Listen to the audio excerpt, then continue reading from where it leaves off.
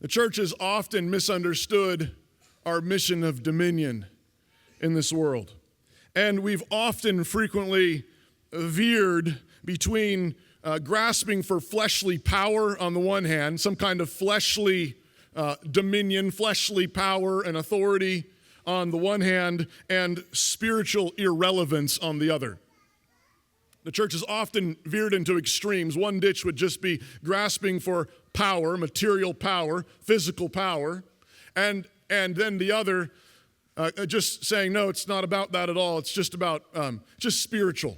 It's a spiritual experience. It's a spiritual thing. That's what we mean by dominion.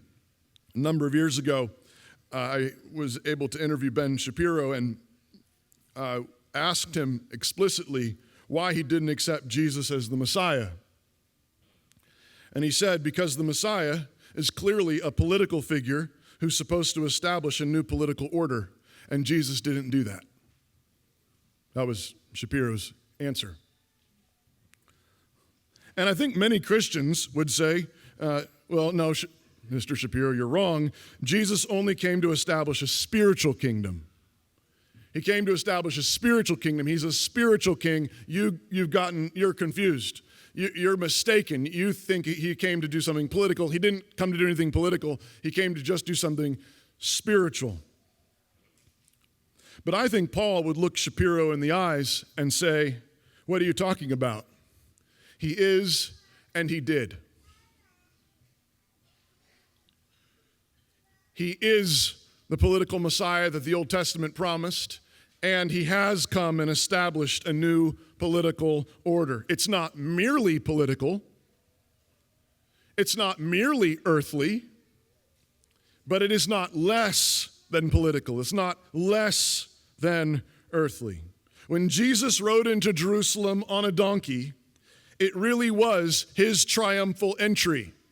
When Jesus rode in on that donkey, on that first Palm Sunday, it really was his triumphal entry. And when they crucified him on that Roman cross, mocking him and crowning him with thorns, he really was enthroned in this world, in history, as its king.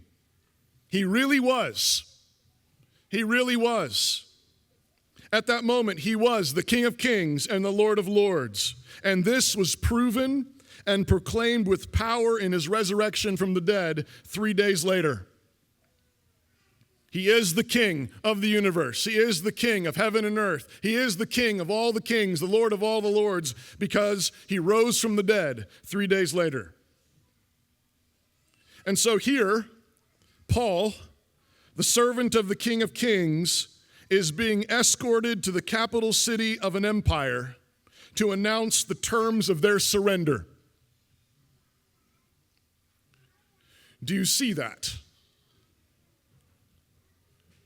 Do you see that? You see, if you fall into the ditch of it's all politics, it's all human power, earthly power, then you can't see it because you say, well, look, he's a prisoner. But if you fall into the other ditch and you say, well, it's all spiritual, really, it's all spiritual, really, then you don't care what happens. It's all spiritual. It's an experience you have in your heart, and maybe other people have that experience, and then you go to heaven. You don't care about the story. You don't care about the history. Those are the two ditches. But you see, but God is determined to work in history by the power of the Spirit, and what does not look like